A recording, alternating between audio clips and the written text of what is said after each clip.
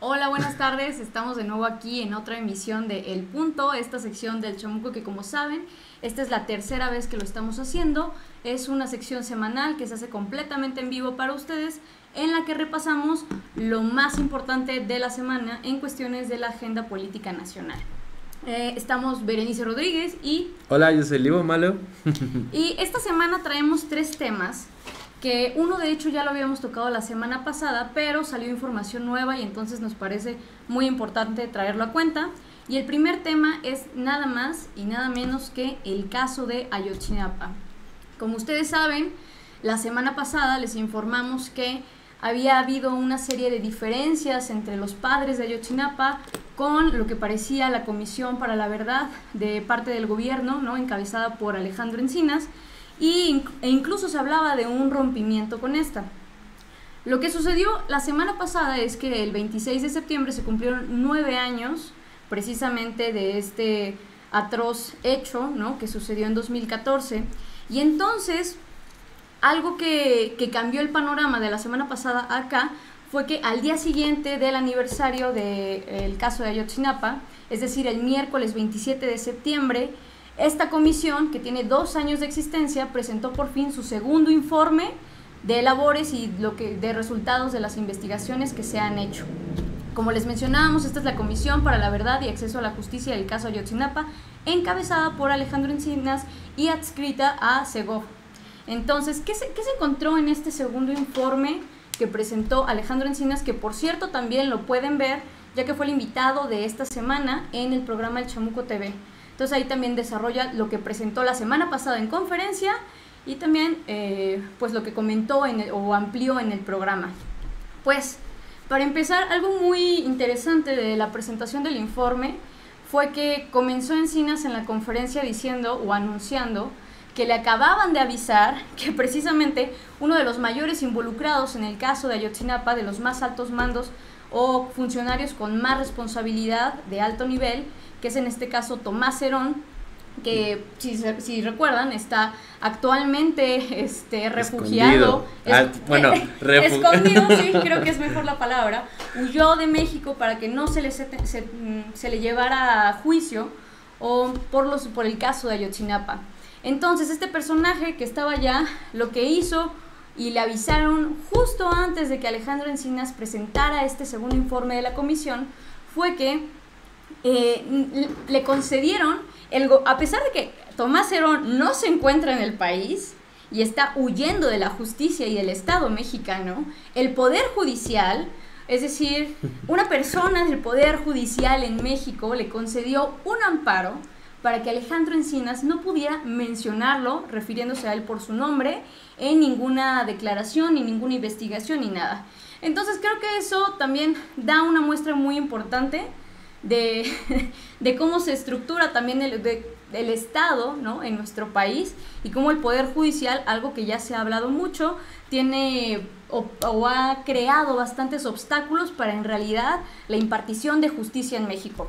Pero bueno, eso fue lo primero que presentó Encinas en el informe, y se ha recriminado también justo la semana pasada en la protesta del aniversario de Ayotzinapa, que lo que presentaba este informe era muy parecido a la verdad histórica que, como todos recordaremos, fue la versión dada por la administración de Enrique Peña Nieto hace unos años, en el sexenio anterior, sobre el caso de Ayotzinapa, con la intención de dar carpetazo a las investigaciones y al caso en general.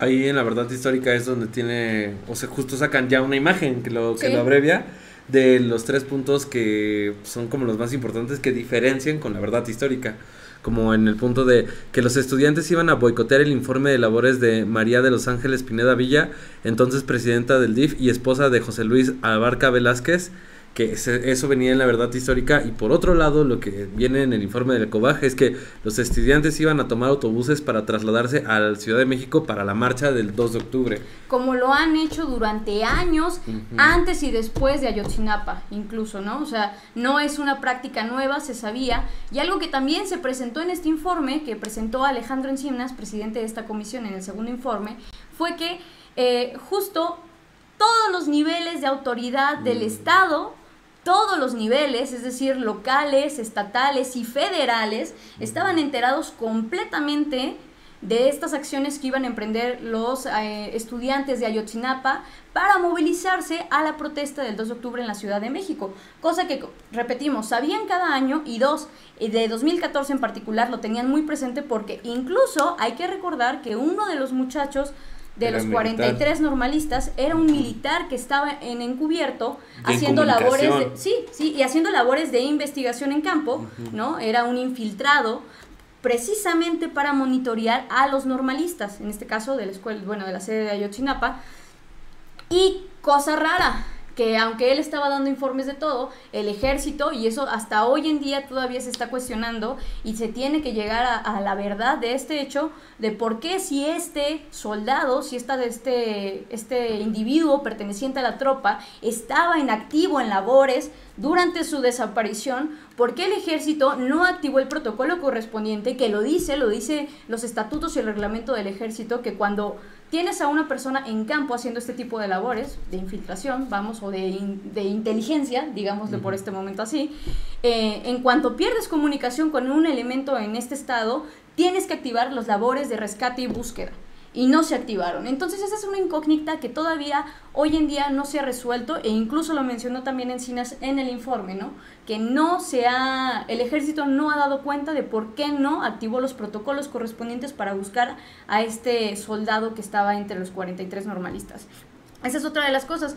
Otra de las cosas muy debatibles en cuanto, si ustedes recordarán, el primer informe de la comisión el año pasado, que también salió a dar Alejandro Encinas, fue que la mayor parte o gran parte de la investigación que había logrado hacer la comisión precisamente se basaba en una serie de capturas de pantalla de chats de WhatsApp, de la aplicación de mensajería WhatsApp, de teléfonos que lamentablemente fue muy debatible el año pasado, porque decían, esas capturas, ¿cómo sabemos que son reales?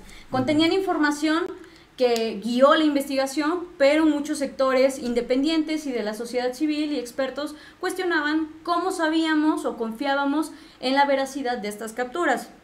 Algo que hizo la comisión en este año que ha transcurrido, desde el 2022 a este segundo informe, fue que precisamente le preguntaron a la empresa responsable de esta aplicación WhatsApp, que es Meta, todos sabemos, ¿no? Que también es dueña de Facebook, si podía ayudar a verificar, porque el grupo de expertos interdisciplinarios independientes, el GIEI, como lo conocemos, había hecho este cuestionamiento sobre las capturas de pantalla.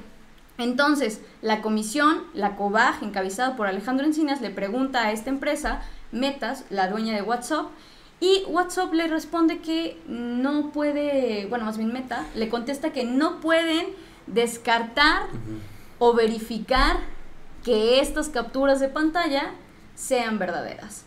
Entonces, esto obviamente hace que se ponga más en duda la presentación de las capturas de pantalla como una prueba viable, confiable de la investigación, pero algo que sí se hizo también en este año, a pesar de eso, fue que se verificó a través de investigaciones y ratificó con más declaraciones el contenido de las capturas de pantalla, ¿no? Que eso es muy importante. No es que solamente se quedaron con lo que decían esas, sino que se hizo trabajo a partir de ellas, que lamentablemente mucho del trabajo los datos que venían en estos chats fueron verificables, ¿no? Se comprobaron, y entonces la investigación ya no se sustenta únicamente o en su mayor parte en estas capturas de pantalla, ¿no?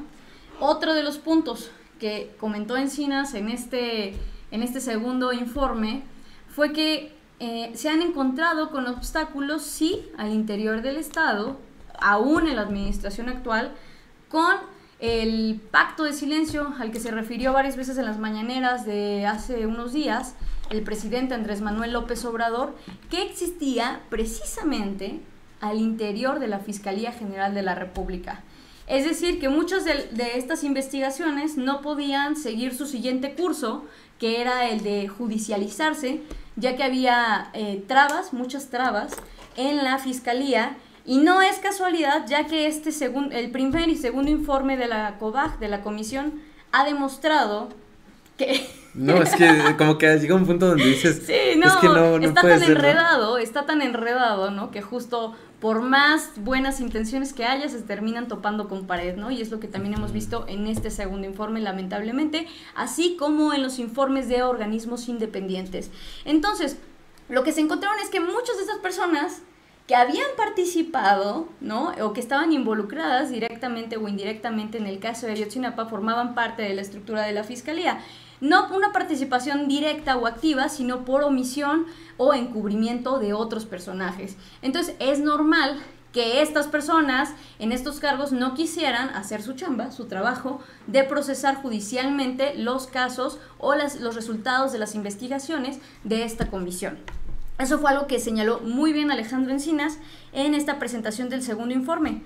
Otra de las diferencias, precisamente, que presentó Alejandro Encinas de la verdad histórica con el informe o la situación actual que ha presentado la COBAG, es que se ha comprobado que todos los niveles de gobierno estaban no solamente enterados, sino involucrados, ya como se dijo, por participación directa, por omisión, por alteración de las pruebas o por obstaculización de la justicia.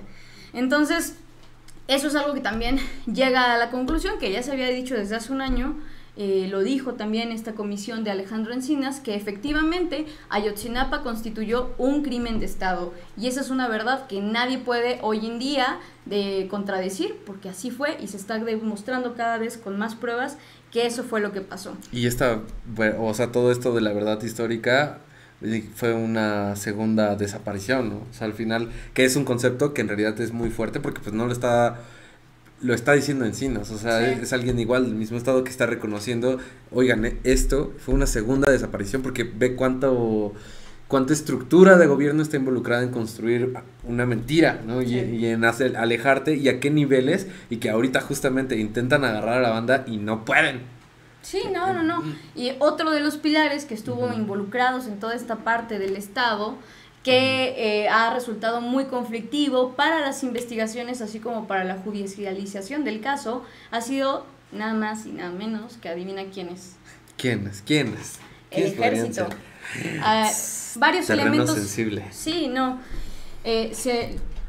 Parte de los resultados que presentó Alejandro Encinas en este segundo informe fue que se pudo comprobar que había vínculo directo de algunos elementos y grupos del ejército con grupos criminales de Guerreros Unidos, entre otros. Tan es así que mencionó Encinas en este informe que había 22 elementos identificados del 27 Batallón de Infantería que habían sido relacionados con los hechos del caso Ayotzinapa. Y está muy cañón, porque al final de cuentas justo es el mayor problema, que el ejército puede estar involucrado con el narco y que aparte te deje, o sea, ¿cómo llegamos hasta este punto? ¿Cómo llegamos hasta este punto de ejército, crimen organizado y desaparecer estudiantes? Y después de eso, ¿cómo dejamos que pasen 9 años sin que no se pueda saber realmente qué pasó? Y al contrario, ya no está buscando a los estudiantes, ahora está buscando a los estudiantes, más aparte desenvolver toda la estructura de corrupción y de cosas que están allá atrás que involucran a policías de todos los niveles. Entonces, es ridículo.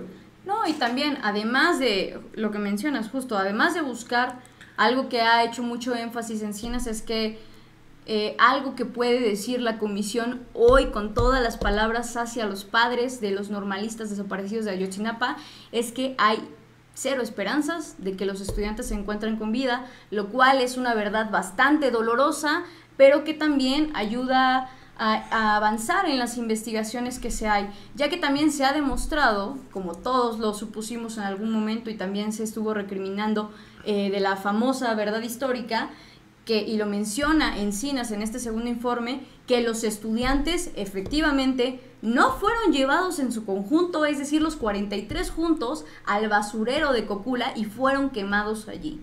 Lo que mencionan en este segundo informe de resultados de la COBAG, de la comisión, es que precisamente los estudiantes fueron divididos en grupos, ¿no? En al menos 3 grupos y fueron llevados, se presentó un mapa en este segundo informe, ¿no?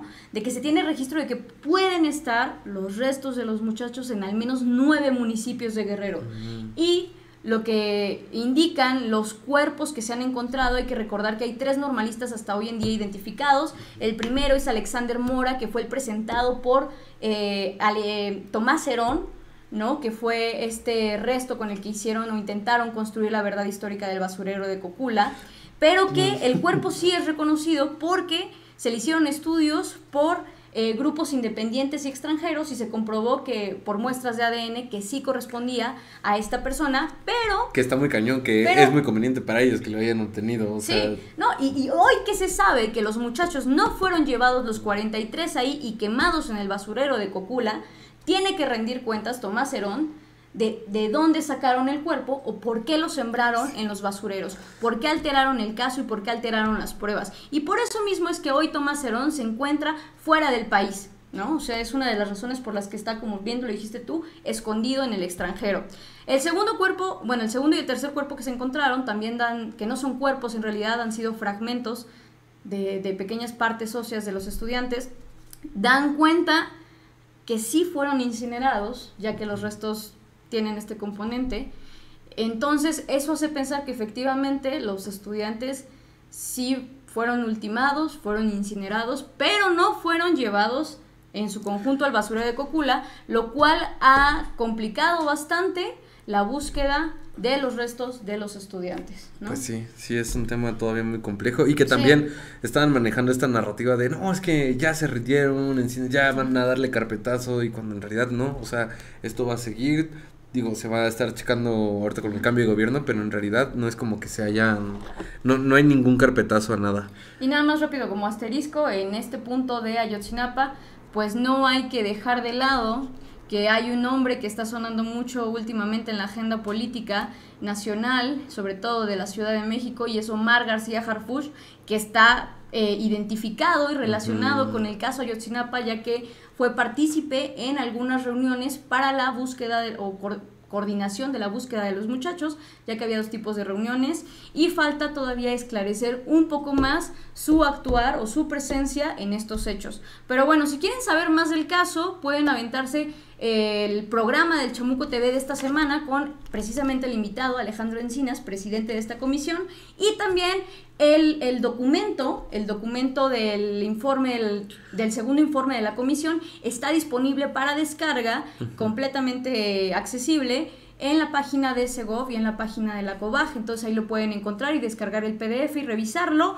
Y el otro documento que la semana pasada también les habíamos mencionado, que fue el que generó diferencias principalmente entre los padres y el gobierno, que es el informe presentado por la Sedena, también se encuentra para descarga, ¿no? Entonces creo que... Aquí nos dejan unos comentarios. Primero dice MSL, nos manda saludos desde la marcha del 2 de octubre, que seguramente también allá les está lloviendo ahorita ya en el Zócalo. Va a ser ahorita un tema también. Sí, también va a ser tema. Vea, sí. ¿Qué día es hoy? 2 de octubre. Igual aquí MSL nos comenta. Llegamos a este punto porque el gobierno a lo largo de la historia se ha colocado del lado de las Fuerzas Armadas. No estoy contra la 4T, pero ¿qué hace la Marina en los aeropuertos si el mar es su campo de trabajo?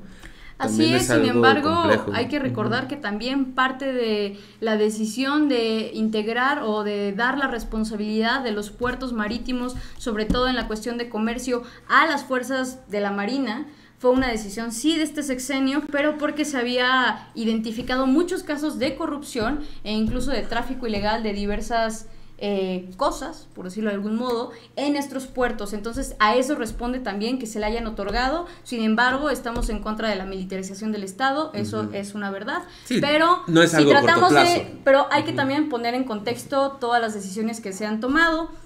Entonces, sí. Que ahorita, pues ahora sí podríamos conectarnos con el siguiente tema, ¿no? Que sería, pues, el 2 de octubre, los 55 ya. Ahí iba yo con Chiapas. Ah, con Chiapas. O tal vez no. Con el 2 de octubre. Sí, con 2 de octubre. Vamos con el 2 de octubre. Pues nada más mencionar, ¿no? Que hoy precisamente es 2 de octubre, se conmemora la masacre de Tlatelolco de los estudiantes, ¿no? Como todos sabemos. Y vamos, es un hecho que otra vez militares, ¿no? Sí, es un hecho que ha marcado, ¿no? Evidentemente a México, ¿no? Y a toda nuestra historia contemporánea. Y también a la protesta, porque hoy en día todavía siguen organismos, grupos, ¿no?, organizados del 2 de octubre, como lo podemos ver, el Comité 68 en cada marcha, como todos lo sabemos, encabezan estas movilizaciones y que además son muy empáticos porque siempre se unen a diversas causas, ¿no? Sí. Y afortunadamente todavía están ahí los compañeros. Y pues hoy hubo ahí tenemos que mencionarlo, ¿no? Claudia. La coordinadora nacional en defensa de los comités, la coordinadora nacional de los comités en defensa de la cuarta transformación, hizo allí un comentario, ¿no?, un poco desatinado, seguramente descontextualizado, pero aún así las oraciones, o sea, la oración, esas oraciones no pueden ir juntas bajo ningún pues sobre todo en el contexto contexto con el que ahorita vamos, ¿no? Pero sí es que dijo que lo mejor que se podía hacer para honrar a estas personas y recordar a estas personas que estuvieron en el 2 de octubre y que perdieron la vida y en todas estas luchas sociales, es ganar el 2024. ¿Qué? Sí, en general estamos de acuerdo que apostar por un proyecto de izquierda, ¿no? Sí suena coherente. Sin embargo, hay que poner en contexto, nada más y nada menos, que casualmente es un nombre que salía en el tema que acabamos de cerrar, pero que vuelve a estar aquí. Omar García Harfuch también está involucrado, ¿no? No directamente él. Pues ¿cuántos años tiene? No, se ve muy joven, se ve muy bien. Saludos a Harfuch.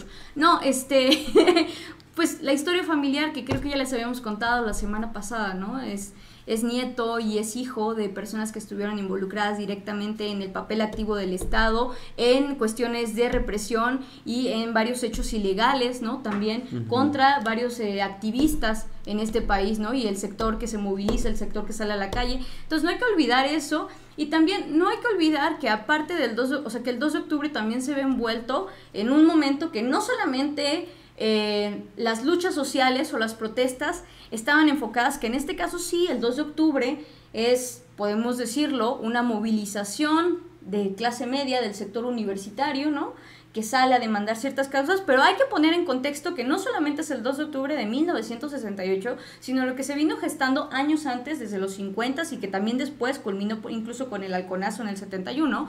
Hay que recordar en los 50 movilizaciones populares, ¿no?, como lo son el movimiento de ferrocarrileros, el movimiento de enfermeros. Es decir, el país en esos años vivía varios movimientos, ¿no? Había mucha efervescencia popular con muchas demandas de diferentes sectores y hay que volver a mencionar que el abuelo y el padre de Omar García Harfuch están directamente involucrados, ellos sí, con responsabilidad directa y comprobable en casos de represión contra estos sectores populares. O sea, no significa que la chamba de Harfuch sea lo mismo, pero al final de cuentas... Vamos, tú no eres tu familia, sin embargo...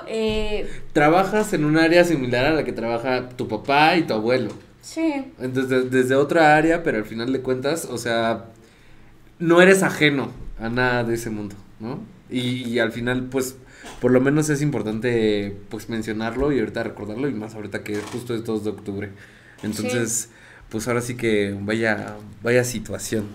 Y nada más como paréntesis, hablando de García Harfuch para la contienda por la jefatura de la Ciudad de México en 2024, o la contienda interna por la candidatura, ¿no?, de Morena para la jefatura de 2024, hay que ser más precisos, pues yo solo quiero hacer un comentario, y es que el próximo año no solamente vamos a elegir al próximo jefe de gobierno de la ciudad, sino también se va a elegir a los 16 alcaldes de las 16 alcaldías, valga la redundancia, de esta ciudad. Y hoy en día, hasta hoy en día, 2 de octubre del 2023, no se ha perfilado ningún nombre, ningún personaje como un candidato orgánico que venga de las bases del movimiento, que venga del sector popular, de las luchas, de las bases de Morena. Como un perfil idóneo y, insisto, orgánico, natural, a contender por las alcaldías. Cosa que es muy preocupante porque, insisto, no solamente vamos a elegir al próximo jefe de gobierno, sino también a los 16 alcaldes de esta ciudad. Y justo lo que nos tiene hablando de Harfuch en esta situación es la falta de rostros que puedan llevar esta clase de pues de cargos. Sí, Entonces... y hay que marcar ahí una diferencia. No estamos hablando de que no estamos viendo campañas porque obviamente no son tiempos de campañas todavía, sino de personas que tengan una trayectoria, que sean reconocidas por su trabajo en estas demarcaciones, que naturalmente puedan contender por estos cargos, ¿no? Por las alcaldías. Entonces, eso también es preocupante y hay que nada más ahí dejarlo en cuenta, no hay que olvidar eso. Aparte de la Ciudad de México, se va a votar el próximo año, en junio de 2024, a los 16 alcaldes. Mira, aquí MCL, politizar el 2 de octubre del 68 no tiene cabida, es un error, es un autogol. Sí, lamentablemente sí, la verdad, estamos de acuerdo. Sí, y aparte también, o sea, hay muchas cosas que todavía no se han esclarecido tampoco al 68, o sea, sí hay una chamba que puedes hacer, o sea. Y no hay que olvidar que gran parte del periodo conocido como Guerra Sucia hoy en día no ha sido esclarecido y tan solo hay que recordar el evento que hubo con este año, también, ¿no? pues con varios familiares de personas que habían sido desaparecidas, víctimas de desaparición forzada en el periodo de la Guerra Sucia en México, que se hizo el evento simbólicamente en el campo militar número 1, estaba ahí por ahí Alicia de los Ríos, ¿no? Que es también gran activista, ya que su madre fue desaparecida en este periodo precisamente por estar en la lucha social. Y entonces, ¿qué hizo el ejército en este evento? Ustedes lo pueden buscar si lo googlean seguramente. Pues nada más y nada menos que personal del ejército tuvo la audacia de ante el micrófono decir que bueno, sí, hay que hacer este evento y hay que poner los nombres de las víctimas, ¿no? De esta guerra, de este periodo de la Guerra Sucia, pero no hay que olvidar que también los militares son víctimas. Esas son sus víctimas. Y es como, no puedes poner al mismo nivel a víctimas de desaparición forzada, que son víctimas de un crimen de Estado, ¿no? En este caso del ejército, de la DFS, hay que decirlo, con los militares que estaban ejerciendo esas acciones de desaparición, de tortura, de represión.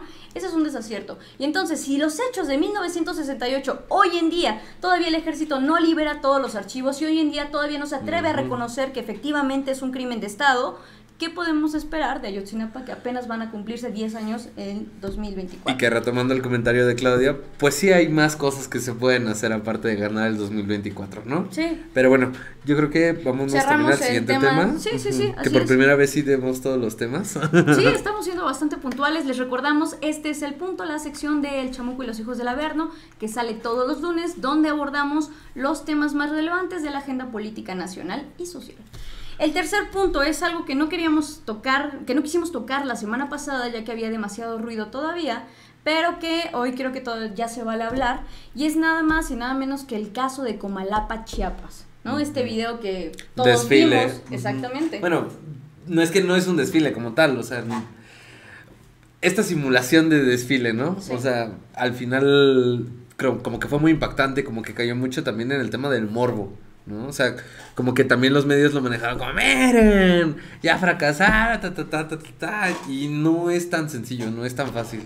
Sí, no, o sea, recordarán, también lo pueden encontrar fácilmente si lo googlean, si lo buscan en Twitter, es este video en el que se ve a un convoy que luego se supo que eran parte del cártel de Sinaloa, que es un convoy de hombres armados en camionetas, ¿no? Que están rodeados por 2 filas de personas que aparentemente los están recibiendo de buena manera, es decir, les están aplaudiendo y les están dando la bienvenida a esta población que es Comalapa, Chiapas. Dato, nada más hay que ubicar Comalapa, es un sector fronterizo casi pegado a Guatemala, entonces también es una región en la que evidentemente el Estado no está del todo presente y nunca lo ha estado y hoy en día todavía no. Pero entonces, ¿qué se dijo de este video, no? Que no, es que ven, el Estado ha fracasado, el narco, o incluso se le recriminó a la gente de que es que están recibiendo con aplausos a los criminales, cosa que después se supo por varias fuentes periodísticas, fuentes extranjeras incluso, que estas personas que estaban en ese video no eran personas que habían ido por su voluntad a felicitar, a aplaudir, a recibir, sino que habían sido previamente condicionadas, amenazadas por miembros de este cártel, ¿no? Para que hicieran simulación. Sí, esta simulación. Entonces, ¿esto por qué es importante? Porque también en estos días se dio un número muy alarmante que varios periódicos, varios medios estuvieron retomando, que es que, y así era de llamativo el encabezado, ¿no? El narco es el quinto empleador en México, ¿no? Por encima de Pemex, por encima del Oxxo. Esto a raíz de que de un estudio publicado en la revista Science de por nada más y nada menos que este chico que se llama Rafael Prieto Curiel, que es un matemático, ¿no? que mexicano, que ha hecho casi toda su carrera, sí, en torno a las matemáticas, pero que también fue parte de la policía de la Ciudad de México, ya que era encargado de realizar ciertos programas y análisis estadísticos y matemáticos para determinar la cantidad de delincuencia en la ciudad, vamos a llamarlo así. Pero, ¿qué es lo extraño o por qué enlazamos este hecho, el video de Comalapa, Chiapas, con lo que reporta este estudio presentado por Rafael Prieto Curiel de que el narco tiene más de 175,000 empleados en México? Que ni siquiera puedes usar la palabra empleado, o sea... Sí, porque, ¿qué considera? Ese es un número muy debatible, porque... ¿Qué consideras un empleado del narco? O sea, no es que traigan una tarjeta de afiliación, no es que tengan seguro social, no es que sea una empresa de alta propiamente, ¿no? Gente secuestrada, gente forzada a trabajar, gente exactamente secuestrada. También tenemos... ¿Cómo decir? Bueno, pues toda una estructura de violencia alrededor de nombrar ello empleados, ahora, no manches. Ahora, enlazándolo un poco con el caso de Ayotzinapa, ¿cómo es que, o sea, a qué defines como un empleado? Si, por ejemplo, ahora ya se comprobó que efectivamente hay vínculos de miembros del Estado, de algunos miembros del Estado, en sexenios pasados y seguramente en el actual, con el crimen organizado. ¿Esos son o no son empleados? Si estás en la nómina del narco, ¿eres o no eres? Pero bueno, esos son detalles que no vamos a ahondar en este momento. Ay, perdón, aquí nada más unos comentarios que nos llegan. Dice, yo iré. ¿Por qué si dicen que no se ha aclarado la participación de Harfuch, ya le dan el visto bueno? Dice, yo no soy morenista, pero los he apoyado. Sin embargo, este tema de los 43 y Harfuch me hace dudar. Ay, también... No, precisamente por eso, no se ha aclarado. O sea, aunque ya se logró definir que hubieron dos tipos de reuniones durante el periodo posterior a la desaparición de los 43 normalistas, es decir, había unas reuniones de búsqueda, de coordinar acciones de búsqueda y otras como de investigación, que son en las que menciona Encinas que efectivamente se fraguó la verdad histórica desde Los Pinos con autoridades de todos los niveles. Harfuch se ha identificado y hay 2 minutas que también son públicas y el contenido de estas también lo es, pero no, o sea, se ha identificado que él ha estado en las de investigaciones. Sin embargo, todavía se tiene que trabajar y definir si en estas reuniones donde él estuvo, efectivamente no se habló nada sobre la verdad histórica o no hay información que pudo haber sido omitida para dar con el paradero o bien para responsabilizar a los culpables de este hecho, de la desaparición de los 43 normalistas. Por eso mismo es que todavía, aunque Harfuch dice, él lo ha declarado mediante Twitter y en varias entrevistas, que él no es responsable de esto, que él estuvo en otro tipo de hechos, pero falta esclarecer todavía si en realidad no se supo nada, si en realidad no participó, porque también otro dato, cuando sacan a Tomás Herón de la agencia de investigación, precisamente quien lo sustituye después de Ayotzinapa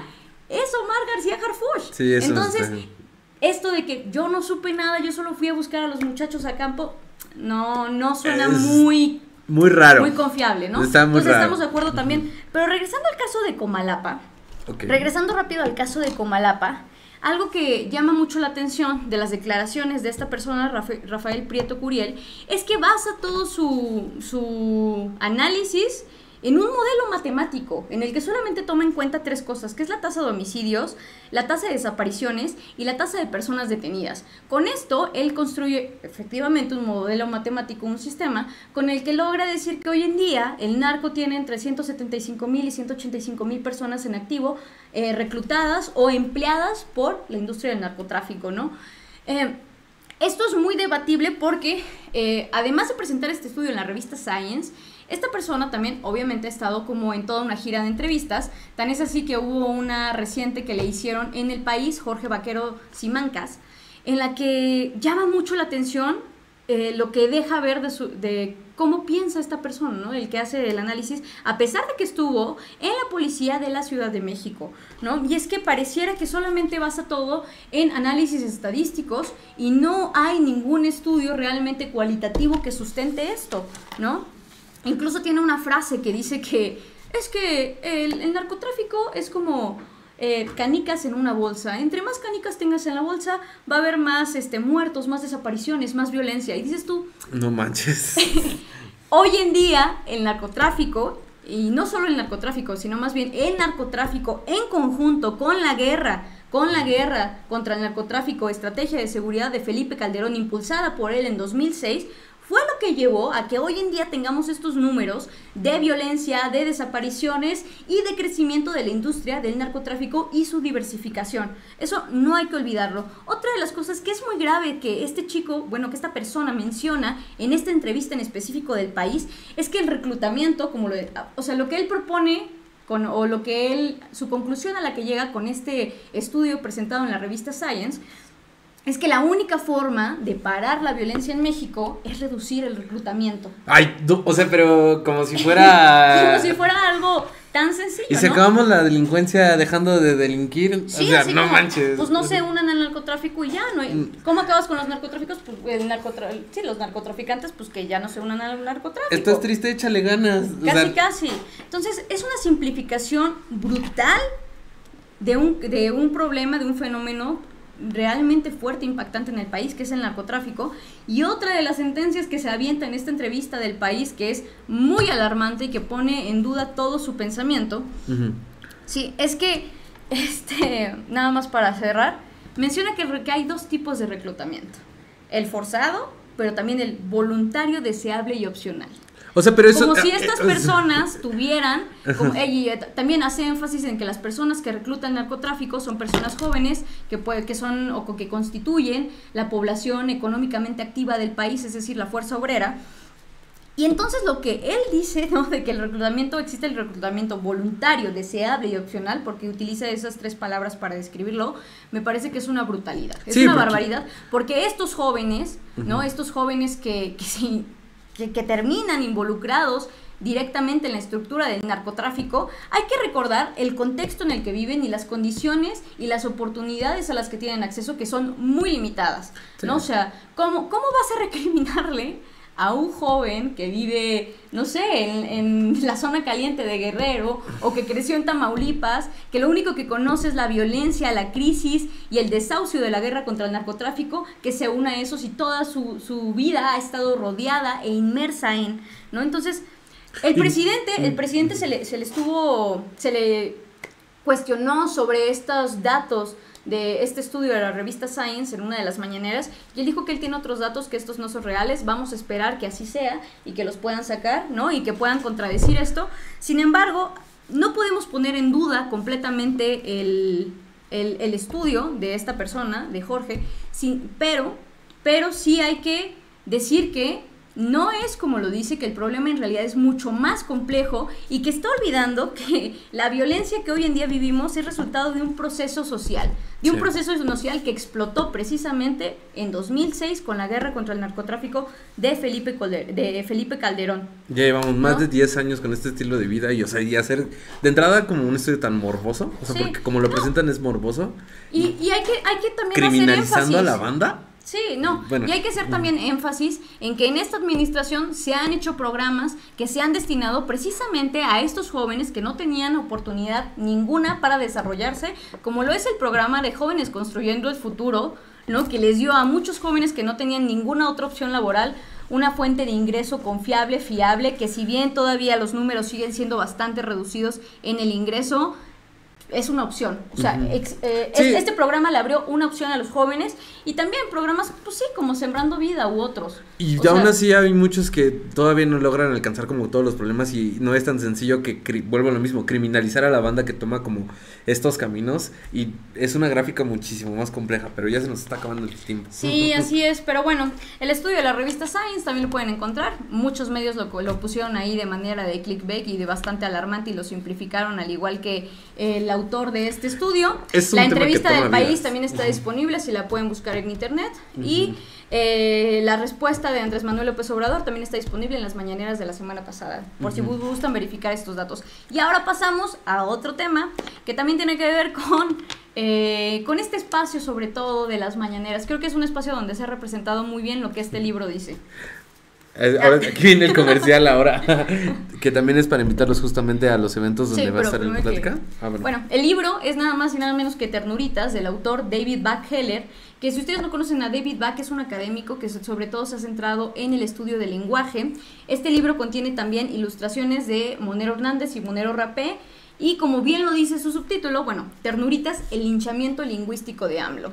Y es que hay que recordar que algo que se le ha recriminado mucho a la figura de Andrés Manuel y que hoy muchos están tratando de imitar, como lo es Xochitl Gálvez, y que ahí parece que es una cualidad, es su forma de hablar diferente, ¿no?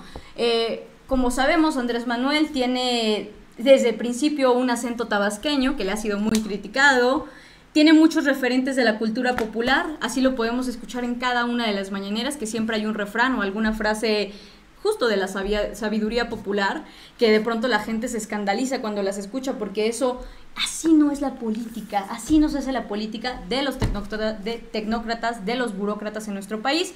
Y también algunas palabras, como la más conocida, chachalaca, ¿no? Por ejemplo, que lo que propone aquí David Buck-Heller en este libro es precisamente hacer un estudio de cómo los políticos de antes, los viejos políticos, toda la estructura del Estado y política se encargó de hacer que el único lenguaje válido y realmente a la altura de la política fuera el que ellos manejaban. Era el que ellos manejaban, ¿no? Que es un lenguaje completamente tecnócrata, formal, ¿no? Que es un lenguaje, hay que decirlo, completamente alejado de la gente. La gente que vive en México, la mayoría de la gente no habla así. Y entonces algo que se ha hecho en este ejercicio de comunicación diario que son el espacio de las mañaneras con Andrés Manuel López Obrador es precisamente construir un lenguaje, una comunicación con el ciudadano común y que ésta sea entendible. Y cómo esto le ha costado por el linchamiento de la oposición de decir es que él no sabe hablar, es que miren su léxico, es que su acento, es que no es formal. Entonces, este libro lo pueden encontrar disponible en la tiendita del Averno, que es nuestra tienda que pueden encontrar en elchamuco.com.mx. También está disponible en librerías como Porrúa, Educal, Fondo de Cultura, entre otras más. Y pues les recordamos, tiene ilustraciones de Rapé y de Hernández, de Pepe Hernández. Y este domingo 15 de octubre en la FIL de Monterrey, ahí también pueden encontrar una plática con el autor y los moneros, con el Monero Hernández y con el Monero Rapé. Hay que mencionarlo, por primera vez el Chamuco va a Monterrey y no es casualidad que antes no se nos invitara, porque hay que recordar que los gobiernos de allá siempre han sido de oposición, de la vieja oposición, del PRIAN, ¿no? Entonces, pues nunca habíamos sido invitados, es la primera vez que la revista participa de manera presencial en esta feria del libro de Monterrey. Por allá van a estar los moneros el domingo en conjunto con David Buck-Heller, ahí lo podrán encontrar. Y también tenemos un programa de Chamuco TV con David Buck-Heller, lo pueden también encontrar en YouTube, disponible completamente. Y pues nada, les recordamos, esta es una novedad del Chamuco y los hijos del Averno, es de nuestra editorial y pues les va a gustar. Les va a gustar y de verdad es muy fácil la lectura y está bastante bien. También el 22 de octubre en la FIL del Zócalo a las 4:40 para que no se lo vayan a perder. Yo creo que ahorita pues ya terminamos en esta ocasión. Que sí. Recuerden dejarnos los comentarios de todo lo que dejan, todo lo que piensan. Suscríbanse al canal y como cada lunes nos vamos a ver en el punto, ¿no? Sí, así es. Yo fui Berenice Rodríguez. Yo soy Livo Malo y nos vemos la próxima. Hasta luego. El libro está lindo.